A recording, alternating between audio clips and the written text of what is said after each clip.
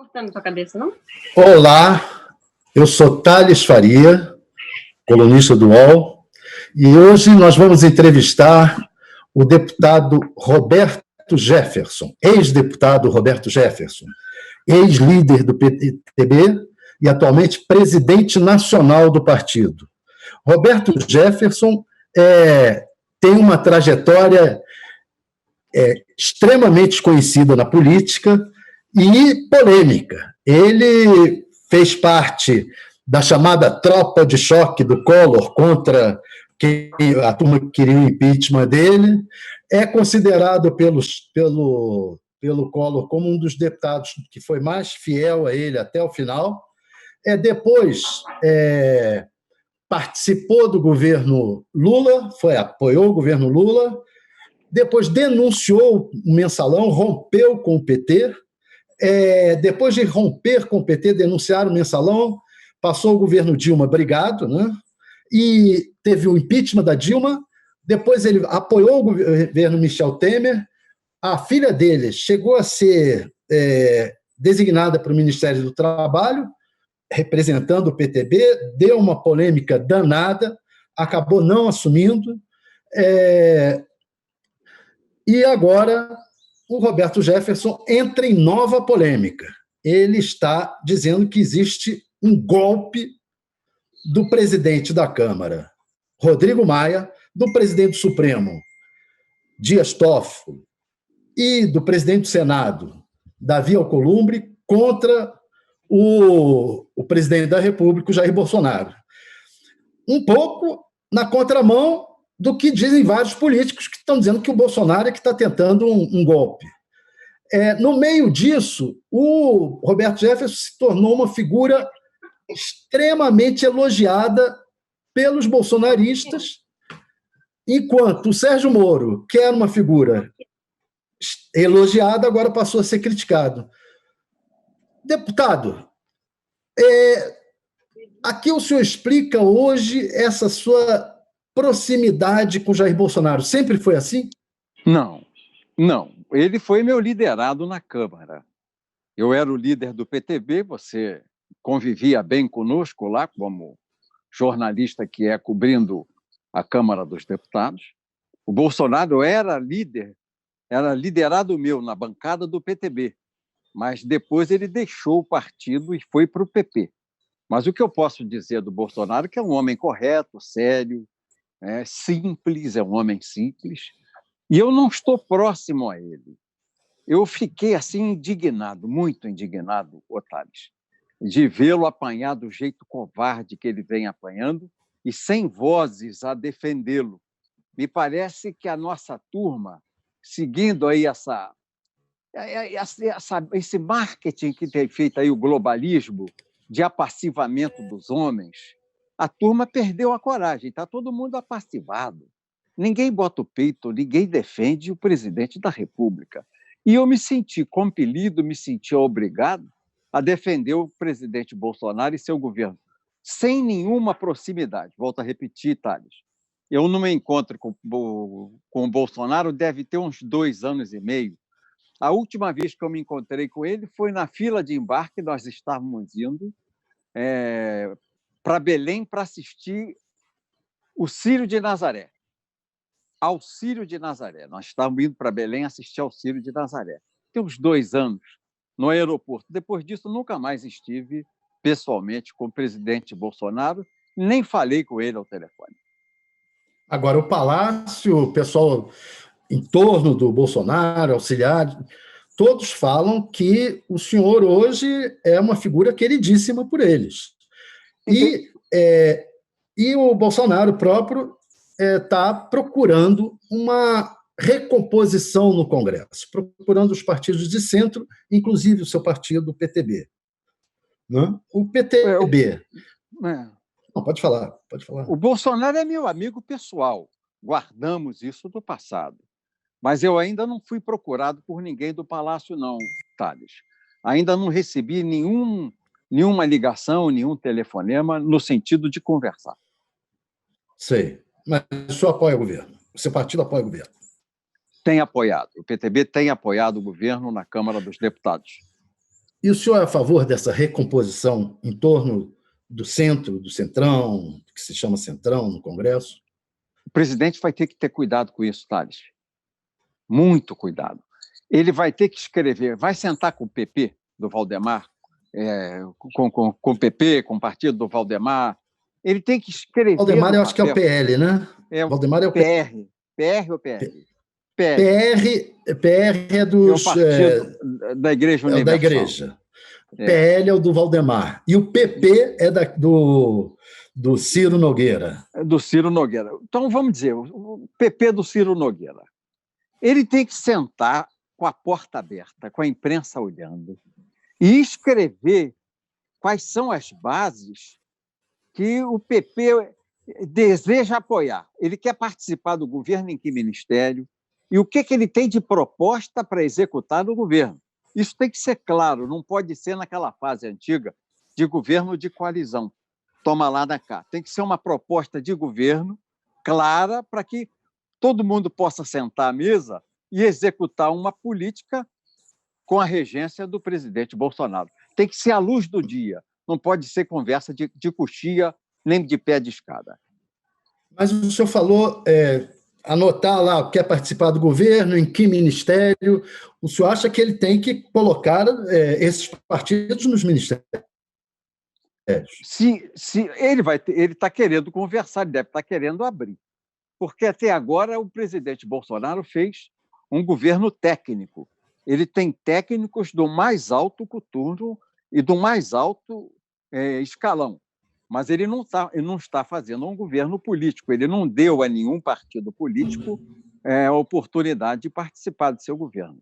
Até cumprindo uma promessa sua de campanha, que ele ia governar para o povo, não ia fazer toma lá da cá, não ia fazer coalizão, porque coalizão é igual a corrupção. E ele não rouba e não deixa roubar. E essa é a verdade. E, para mim, essa é a grave crise dele com o Congresso. Né? Como ele não rouba, não deixa roubar, aquela velha política que ainda existe no Senado e na Câmara vem pressionando muito fortemente o Bolsonaro para abrir a torneira do orçamento da União. Mas e abrir a torneira dos cargos não é velha política? É claro que é velha política, mas no mundo democrático, quando você faz um governo de união, não de coalizão, você estabelece princípios. O PR vai participar por quê? Tem essa pauta social. O PR deseja desenvolver essa pauta social. Escreve um documento dizendo ao que veio e assina junto com o presidente, mostra à opinião pública que vai poder cobrar isso do exercício daquele ministro ou daquele diretor de alguma entidade social, mas de um ministro vai poder cobrar disso essa participação no governo. É a colaboração que o partido dará ao governo, além da estabilidade política na Câmara dos Deputados. Eles falam que o seu partido tem uma vocação para o Ministério do Trabalho. É essa a vocação do PTB? Já passou, acabou o Ministério do Trabalho. Essa fase do Estado paternalista passou. Não tem mais que existir Ministério do Trabalho. O Ministério do Trabalho é um desastre na intervenção das relações do trabalhador com a empresa. Como a Justiça do Trabalho, isso é uma jabuticaba que só existe no Brasil. Não existe mais necessidade de Justiça do Trabalho. Eu fui ler agora quanto é o orçamento da Justiça do Trabalho, 22 bilhões ano. 22 bilhões. Para resolver 6 bilhões de reclamações trabalhistas e acordos. Quer dizer, a Justiça do Trabalho custa 4 vezes mais do que ela dá de solução aos enfrentamentos trabalhistas. Nós precisamos, extinto o Ministério do Trabalho, temos que partir para uma segunda fase agora, que é extinguir a Justiça do Trabalho. Isso é coisa do passado, não há mais necessidade nas relações. Você não acha o trabalhismo também coisa do passado? Não, é coisa do presente, mas nos moldes atuais, aqueles plantados pelo ex-ministro Ronaldo Nogueira, do PTB, quando ministro do Trabalho à frente da pasta. Qual é a diferença? Os acordos empresa com os seus trabalhadores faz direto sem a participação de base sindical. A empresa se reúne, no chão fabril, no chão da fábrica, e discute com os seus trabalhadores as conveniências daquele grupo. A empresa e o grupo entendem as suas necessidades, os seus sofrimentos e o que fazer em conjunto, sem essa necessidade de intervenção de sindicato. Ou seja, não é mais a vocação do PTB o Ministério do Trabalho. Qual é a vocação do PTB? Nós não temos nenhuma vocação ministerial. Se fosse, ministro Ronaldo Nogueira. Não, fala você, Thales, fala. Se fosse ter essa conversa que o senhor falou, que tem que ser a portas abertas, em que o representante do partido chega lá e diz: nós queremos esse ministério e nosso plano é mais ou menos esse. Nosso objetivo, a nossa vocação. No PTB, qual seria? O ex-ministro Ronaldo Nogueira preside, dentro do PTB, um grupo chamado Retomada da Economia. E fazem parte dele o senador João Vicente Claudino, o senador Armando Monteiro, eu, o Onésio, que é nosso secretário de comunicação, mas, na essência, é esse o grupo, não é? É o Benito Gama, somos nós, esse grupo Rondon, e nós tiramos um documento, na análise do coronavírus, qual o caminho que nós poderíamos trilhar para ajudar o governo, mostrar ao governo um caminho da retomada da economia, a partir da hora que não houver mais a necessidade dessa política de isolamento social. E nós vamos buscar o presidente e entregar a ele, mas uma política salta imediatamente. O trabalhador precisa de renda, dinheiro no bolso do trabalhador. O que é que nós queremos propor ao presidente? Que o fundo de garantia por tempo de serviço, ao invés de ser descontado, pago pela empresa e depositado na Caixa Econômica, ele deve ser transferido diretamente ao trabalhador. Esses 8% que o Thales Faria ganha da UOL, que o Vinícius ganha da UOL, que o seu Zé ganha da FO, em vez de depositar numa conta, num fundo de garantia gerenciado pelo Ministério da Fazenda, como é hoje, que todo mês o trabalhador receba seus 8% para que ele tome conta do seu dinheiro. Isso é uma maneira de nós injetarmos dinheiro na economia e de darmos liberdade ao trabalhador, libertando da tutela do Estado. Porque o fundo de garantia... Acaba o FGTS. Não, mantém o fundo de garantia. Só que ele é entregue direto na mão do trabalhador, não fica na mão do Estado, que remunera o fundo de garantia abaixo da caderneta de poupança. Então, deixa o trabalhador fazer com o fundo de garantia dele o que ele quiser fazer. Não acaba o fundo de garantia. Você mantém, mas entrega na mão do trabalhador. Mantém os 8%, mas não tem um fundo. Mantém, na conta dele, é um aumento salarial de 8% e acabou. Tchau e benção. Só não podemos chamar de aumento salarial para que isso não se incorpore ao salário para cálculo de indenização, férias, 13º salário. Vamos dizer, é um seguro trabalho. Nós podemos mudar o nome para se chamar seguro-emprego. O trabalhador vai receber todo mês 8% para ter o seguro-emprego e esse recurso ele terá disponível numa poupança, se ele quiser, ou se não, vai botar o filho numa escola que ele escolher, ele vai melhorar o seu padrão alimentar, vai botar o menino numa escola de inglês, numa escola de canto, numa escola de música. O trabalhador vai fazer com esse seguro-emprego o que ele desejar fazer. Nós entendemos isso uma proposta que não onera, você não está inventando dinheiro e você está colocando dinheiro na mão de quem precisa ter, que é o trabalhador. Porque no PTB nós temos um ditado, um mantra. Justiça social se faz dando dinheiro ao trabalhador. Justiça social é dinheiro no bolso do trabalhador. O senhor falou aí do Aguinaldo Nogueira, tal, que ele está presidindo o grupo, tem um projeto... Ronaldo Nogueira. A ser apresentado Ronaldo Nogueira, perdão.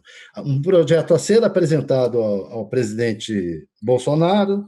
Está combinada essa apresentação? Vai ser quando? Ainda não. Eu estou contando só você me perguntou. Claro. Isso é uma coisa do partido e já está pronta hoje. O Ronaldo Nogueira, inclusive, publicou no nosso grupo as diretrizes do trabalho que nós fizemos. Ele envolve várias áreas, Vão... mas eu quero te dar a área, a proposta mais revolucionária nossa é essa aí. Ou seja, vocês estão com uma vocação mais econômica do que trabalhista, né? Do que Ministério do Trabalho, mais, ao invés de Ministério do Trabalho, mais para a área econômica. Sim, mas uma área econômica que protege o trabalhador dentro do seu ganha-pão, do seu salário, não é? Da sua remuneração. Como é que o senhor está vendo a política do ministro Paulo Guedes hoje? Eu gosto dele. Liberal. Eu tenho muito medo desse plano Marshall que está sendo montado aí dentro do governo, porque vejo que o Brasil não tem dinheiro do Estado para investir na economia. Né? O Estado não pode ser o indutor da economia porque está sem recursos. Eu prefiro, meu pensamento é mais liberal, eu entendo que o pensamento do Guedes, de você pegar os recursos de estímulo através do BNDES e injetar na empresa privada, que ela faz girar muito mais rápido o dinheiro, os negócios giram muito mais rapidamente e a retomada da economia é muito mais rápida do que Mas nesse quadro de pandemia, estatais. o que se fala é que nesse quadro de pandemia tem que haver Mas o uma quadro de grande pandemia injeção. vai passar. Hoje a Caixa Econômica, eu li nos jornais, já atendeu 39 milhões e 100 mil pessoas com aquele socorro de R$ 600. Hoje, a Caixa Econômica, eu li agora de manhã, porque eu leio muito jornal e revista pela manhã para poder escrever o Twitter, a Caixa Econômica já transferiu esse plano de socorro, R$ 600, para 39 milhões e 100 mil brasileiros. E tudo que o Estado entra, Otávio, é muito lento, é muito pesado, as concorrências, as licitações, o concurso público. Eu prefiro fazer o que é muito mais ágil o mercado liberal dentro da proposta do ministro Paulo Guedes. Eu penso que o caminho dele é mais rápido para a retomada da economia. Vamos ao golpe. Por que o senhor acha que estão querendo dar o golpe no Bolsonaro e como é que é essa trama? Houve inicialmente uma trama no sentido do impeachment, que era aquela troca do Rodrigo Maia aceitar o pedido de impeachment e ganhar mais 2 anos de mandato como presidente da Câmara dos Deputados. Ele receberia, mandaria instaurar a comissão de processo, a comissão processante contra o Bolsonaro, pegava a cabeça do Bolsonaro e entregava na mão de todo mundo, principalmente do DEM, do PSDB, que lideram hoje esse movimento de desestabilização do governo, e atrás a esquerda que se satisfaria com isso. E qual era a compensação do Rodrigo Maia? Votar aquela PEC 101 do deputado Benedito de Lira, de 2003, que permite que, dentro da mesma legislatura, você você permita que o deputado possa se reeleger presidente da Câmara dos Deputados. Hoje o Rodrigo Maia já declarou que isso daí de impeachment, até de CPI, não é um momento disso agora, que tem que ser pensado, refletido. Ele mudou, né? Ele andou sumido, se assustou, a repercussão foi muito grande, começou um Fora Maia violentíssimo. Ele só não teve um Fora Maia do tamanho do Fora Dilma, que botou 5 milhões de pessoas na rua espontaneamente. Mas ele sentiu que ele desafiou gente disposta a lutar com ele. E ele voltou atrás. Derrotada a tese do impeachment, vem o Fernando Henrique com uma pérola. O Fernando Henrique é o rei da conspiração. Saiu com a pérola dizendo o seguinte: nós temos que forçar a renúncia do Bolsonaro. Agora, em meados da semana passada, quinta-feira.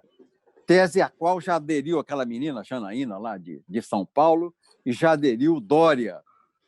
O que eles querem? Através dos seus ministros, os ministros tucanos do Supremo Tribunal Federal, escandalizar em cima dos filhos do Bolsonaro, em especial essa coisa de fake news, onde o tucano, que hoje é ministro Alexandre Moraes, o Alexandre Moraes é o ministro tucano, ele tomou uma atitude processual que é um desplante, é um assinte à Constituição, é um assinte à lei.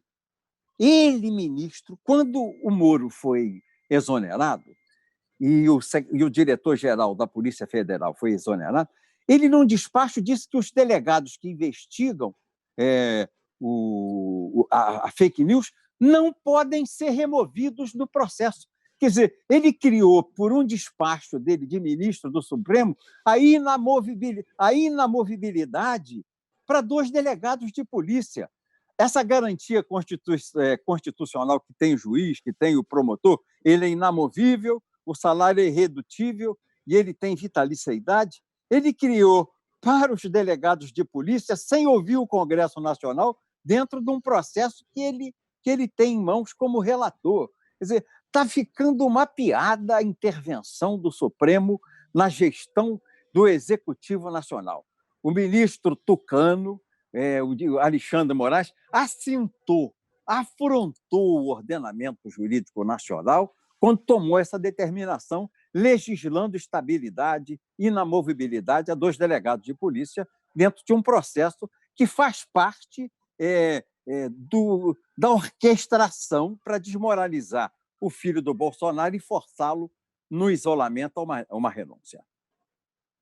Mas o senhor não acha um pouco perigoso agora mesmo a questão do Bolsonaro em relação ao filho, o processo do filho, etc., com o ministro Moro? O ministro foi lá e declarou que o Bolsonaro queria interferir na Polícia Federal e queria um delegado que fale com ele, que diga para ele como é que está o processo, essas coisas.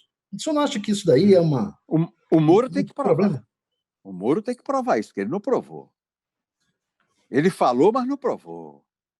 O Moro, para mim, representa... Ele mostrou um WhatsApp do Bolsonaro dizendo que o superintendente tinha que ser demitido porque está investigando alguns políticos. Forçando uma situação de crise no meio de uma crise política. Isso aí é uma conversa de Estado. Como é que ele pode ter vazado uma conversa de Estado, ele, ministro de Estado, com o presidente da República? Ele já não é mais ministro, ele é ex-ministro. E ele vazou porque foi acusado, porque disseram tem que ter prova. Ele disse, olha, eu tenho prova aqui. Isso é prova de alguma coisa? Que o ministro quis interferir, o presidente? Não é prova de nada. Não é prova de nada. E ele ainda vaza uma conversa que a deputada federal... Carla Zambelli. A Zambelli, a filhada de casamento dele, diz a ele para ter calma, que ela ia conversar, que ela ia tentar ser algodão entre cristãos.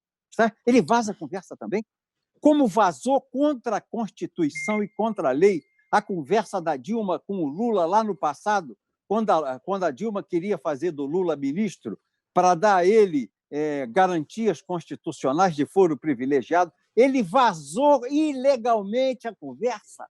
Ele está habituado a vazar a conversa. Que coisa, que papel horroroso do Moro, meu irmão. Então, o senhor acha que ele devia ter sido demitido mesmo?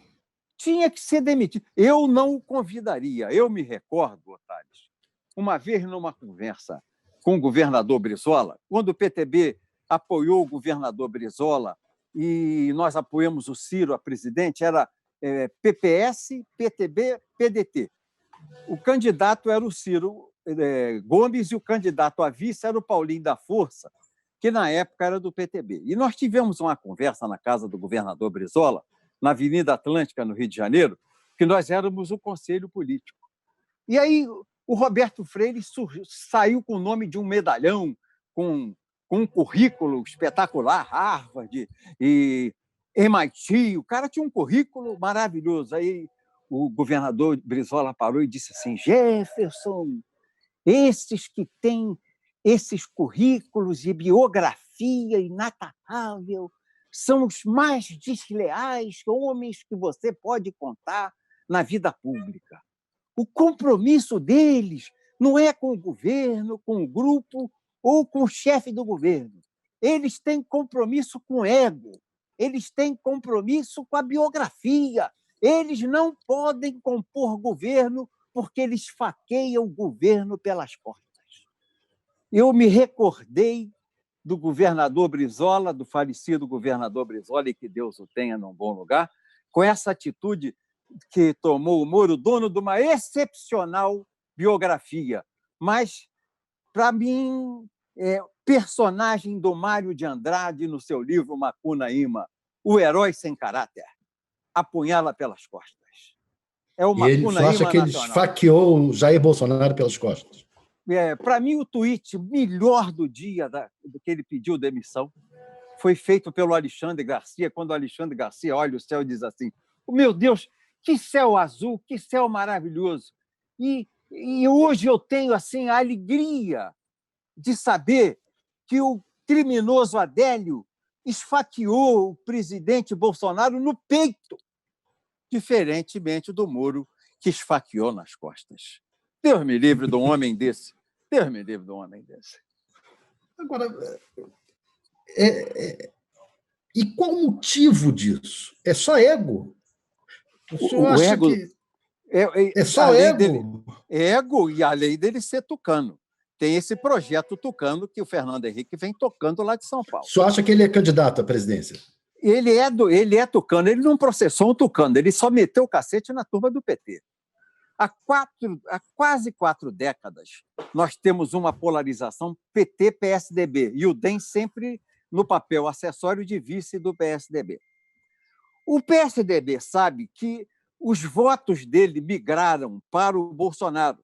Eles precisam tirar o Bolsonaro da frente. O Fernando Henrique sabe disso, para que esses votos refluam para o PSDB.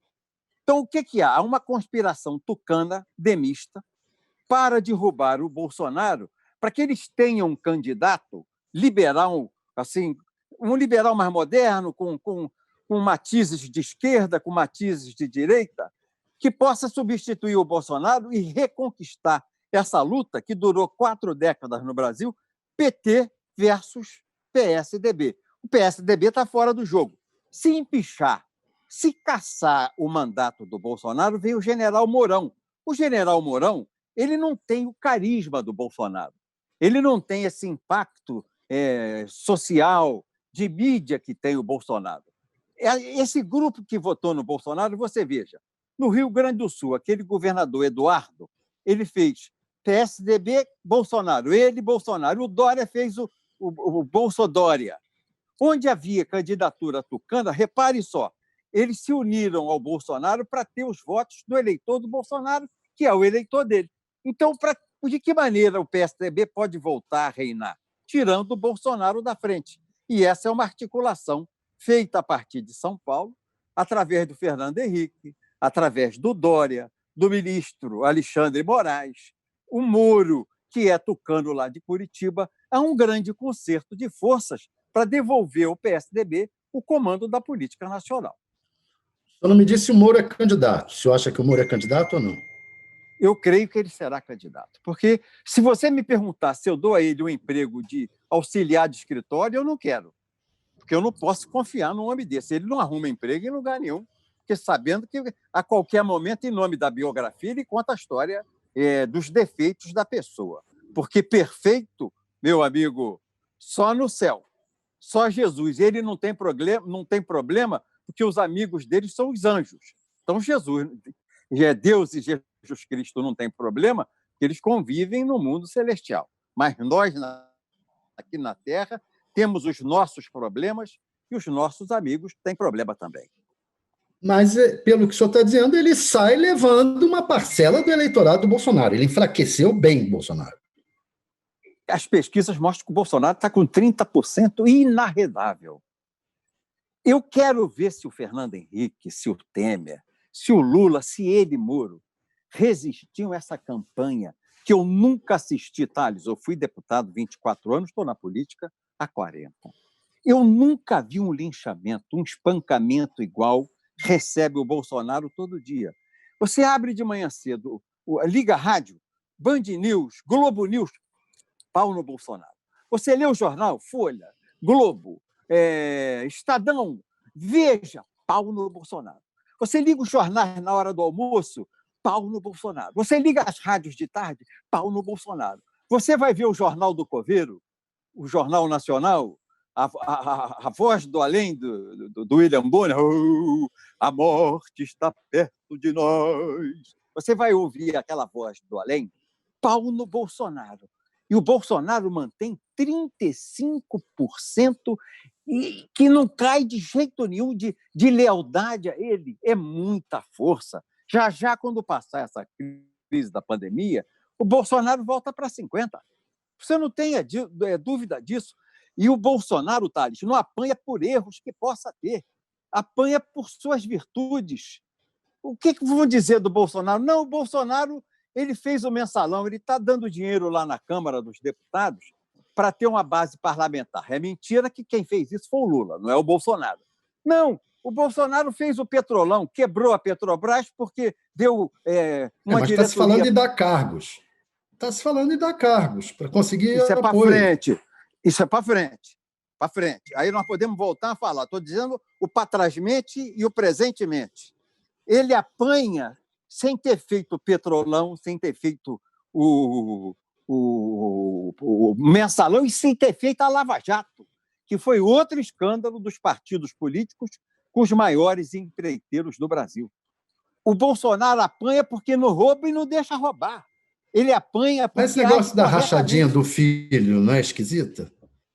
Bom, o filho dele com rachadinha eu acho esquisito. Só se ele aderiu aí ao GLS, aí, esse grupo aí de mudança de sexo, rachadinha em homem. Ô, Thales, desculpa, meu anarquista predileto. Não, então eu vou ver. Você desculpa. Então eu não vou botar essa... Rachadinho só sabe o que é. Claro que quem tinha rachadinha era aquela deputada do PSOL aí, na Assembleia, eu acho que era Janaína o nome dela. Ela era rachadinha, tudo bem. Mas o filho do Bolsonaro não pode ter rachadinha.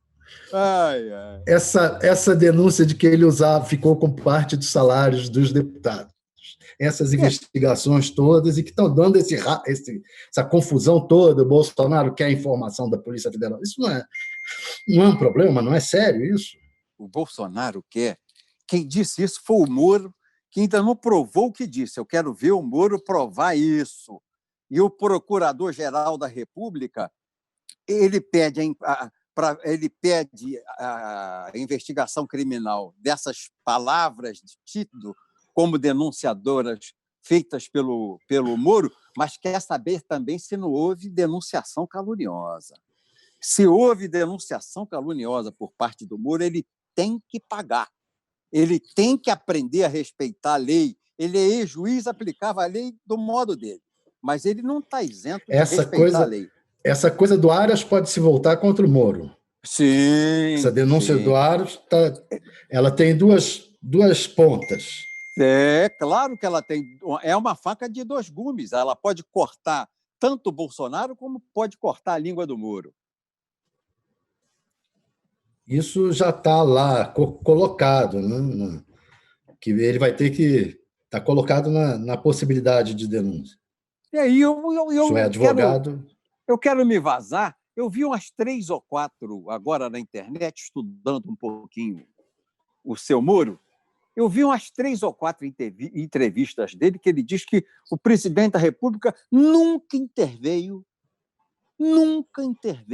na Polícia Federal. Isso, palavras do Moro, da boca do Moro, que o presidente da República visse em 3 ou 4 entrevistas que fazem hoje circular na internet, que o presidente Moro o presidente Bolsonaro nunca interveio na Polícia Federal. Então, agora mudou? Ele vai poder dizer que nunca interveio porque ele não deixou, mas que tentou e ele não deixou, que é o que ele está dizendo. Então, ele é safado. Ele é sem vergonha. Se tentou e ele não deixou, ele tinha que pedir o boné embora. Então, ele é pior dos homens. Na quarta tentativa... Desculpe. Eu quero ver ele provar que o presidente tentou. Quero ver a prova. Bem, e o senhor falou de há motivos para um subordinado ou para um aliado sair denunciando o antigo aliado. O Moro está fazendo isso e não é nenhuma... O senhor está falando de deslealdade, etc. O senhor também denunciou o PT. E não foi uma deslealdade, ou foi? Eu não era ministro do PT. Mas era aliado. Era aliado e falei... Thales, vamos recordar? Para quem eu falei a primeira vez sobre o mensalão? O presidente Lula. Falei a ele como uma pessoa ligada ao governo dele e falei a ele no Palácio do Planalto. Falei 2 vezes ao presidente Lula e ele não negou. Ele depois, nesse sentido, na Polícia Federal. Aí o que faz seu Zé Dirceu? Para me enfraquecer, para me desmoralizar, pauta na Veja, que aquilo foi matéria de encomenda, um escândalo contra mim, um escândalo dos Correios. Eu falei com o Zé Dirceu, você para com essa coisa, que você está tentando me desmoralizar por causa do mensalão, ou eu vou abrir a boca no trombone, vou para a tribuna da Câmara e vou contar a história. Ele insistiu, achou que eu não tivesse peito para fazer. Eu dei uma entrevista à jornalista Lopretti na Folha e fui para a tribuna da Câmara e botei no chão aquele esquema de corrupção que o presidente Lula usava no governo de coalizão que o presidente Bolsonaro repele. O senhor, eu não sei se o senhor gosta ou não de ser chamado de delator, que os bolsonaristas hoje estão chamando o senhor de delator. O senhor acha que o Moro é um delator? Não, bolsonaristas me chamando de delator? Eles dizem que o Roberto Jefferson é um delator do mensalão. Então são muito burros, né? Muito burro. Coitado. Tem muita gente inteligente com o Bolsonaro. Porque quem sempre me chamou de delator foi a esquerda, que é canalha. A esquerdalha, né? Que é a composição... Aí eles agora estão usando isso. Por aglutinação da palavra esquerda, canalha. Então, a aglutinação da esquerdalha. Eu fiz uma denúncia na tribuna da Câmara. Delação premiada é quando uma pessoa envolvida num crime coletivo, ele faz uma delação a um juiz com o escopo, com o objetivo de reduzir sua própria pena. Eu não fiz isso, não tive a pena reduzida, fui preso e passei a minha via crucis 2 anos quase numa penitenciária. Eu nunca fiz delação premiada. A esquerdalha, que sabe que esse é um termo pejorativo, faz sempre questão de me marcar como delator, quando eu fui denunciante. E eu não sabia que uma meia dúzia de gente burra da ala bolsonarista está me chamando agora assim também. É gente burra, mal informada. Delator do mensalão. Com licença da má palavra, delator é a... Tá bem, amigo? Calma.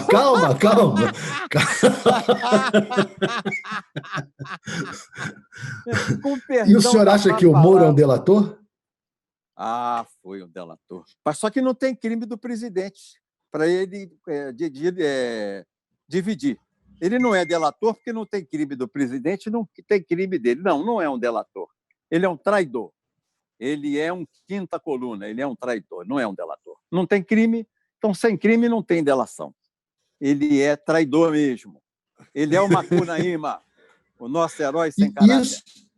E o senhor coloca ali todo mundo como traidor, né? O Rodrigo Maia é um traidor, o DEM está sendo traidor, o Davi Alcolumbre.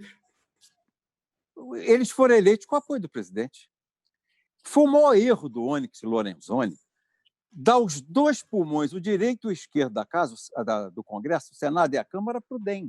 O DEM não tinha nem tamanho para ter os 2 presidentes no Congresso Nacional. Errou. E aí eles passaram a extorquir. O primeiro ano foi aquela coisa, né? Todo mundo conversando, mas chegou o segundo ano, boca de eleição, vem aí eleição de prefeito e vereador, todo mundo de garganta seca. E o que está acontecendo? Todo mundo quer poder.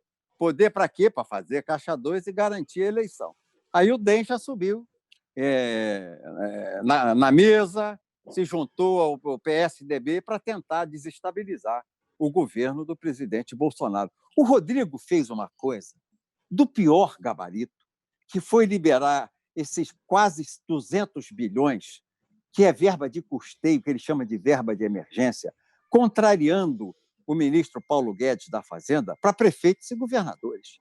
Você já começa a ver no jornal todo dia que esse dinheiro é usado em meio a uma pandemia, todo mundo, tendo ou não tendo o Covid-19 em sua cidade, decretou calamidade pública. Isso exibe o prefeito e o governador de licitação. Está todo mundo manipulando orçamento, comprando com essa dinheirama o que quer, não é? E não faz licitação, compra 2, 3 vezes mais caro que o preço de mercado. O exemplo mais gritante disso é o governador do Rio de Janeiro, Witzel. Ele já está sendo investigado pela polícia porque ele está pagando aí nos kits de respiradouro, máscara, das tendas hospitalares, 3 vezes mais, Otales, que o goiano Caiado está pagando pelo mesmo material. Quer dizer, tudo isso chega aqui no Rio de Janeiro, no porto, sai no contêiner, vai para o governo do Estado e ele cobra 3 vezes, na licitação que ele não faz, na tomada de preço, na compra que ele faz, ele paga 3 vezes mais que o goiano Caiado, que pega esse contêiner, mete no caminhão e viaja 1.000 e tantos, ou quase 2.000 quilômetros, 1.600, 1.700 quilômetros, de Santos até Goiás, do Rio até Goiás. O Witzel cobra 3 vezes mais o mesmo material. Quer dizer, já estão metendo a mão no dinheiro para fazer caixa 2 de campanha. Está aí, vai dar o Covidão. Vem aí o Covidão. Escreve o que eu estou te falando, que é o próximo grande escândalo. O senhor disse que o Witzel está roubando, é isso? Eu não quero fazer assim essa acusação tão forte. O Witzel está roubando. Eu quero ser assim mais delicado. O Witzel, ex-juiz, está faltando com a honestidade. Ficou mais delicado, Tati? É a mesma coisa, né? Mas ficou mais delicado. Ele está faltando com a honestidade. E está desviando dinheiro, é isso que você está dizendo. Da saúde. Está desviando dinheiro. A imprensa já começou a dizer, e a gente ouve aqui no Rio, Thales, uma coisa impressionante. No meio da classe política e dos fornecedores do Estado, que a gente conhece e convive, o pessoal dizendo assim, eu estou com saudade do Sérgio Cabral. Você acredita nisso, Thales? Thales, está me ouvindo? Estou ouvindo bem. O pessoal aqui no Rio está dizendo aqui no Rio que está com saudade do Sérgio Cabral, porque sabia quanto dava e para quem dava. Que no governo do Witzel é de mamando a caducando, de bezerro a boi chifrudo. Todo mundo quer um pedaço. Ninguém tem preço mais para poder participar aí das tomadas de preço e concorrências. Voltando ao governo federal, o senhor falou do DEM, que o DEM isso, ganhou demais, não sei o quê. Ainda tem ministro do DEM no governo. Tem a Tereza Cristina, da Agricultura. Tem ministro do DEM. Essa está acima do DEM. Essa está acima do DEM. Que ministra espetacular. Que ministra. Ela não permitiu que a crise chegasse na agricultura. Quieta, humilde, não joga para a galera, não se diz pressionada, não fala que tem intervenção do presidente na pasta dela. Essa é uma grande mulher. É uma grande ministra. Está fazendo. Você acha que não tem que mexer em mais ministro do DEM no governo? Não. Ela até pode deixar de ser do DEM, se Deus quiser.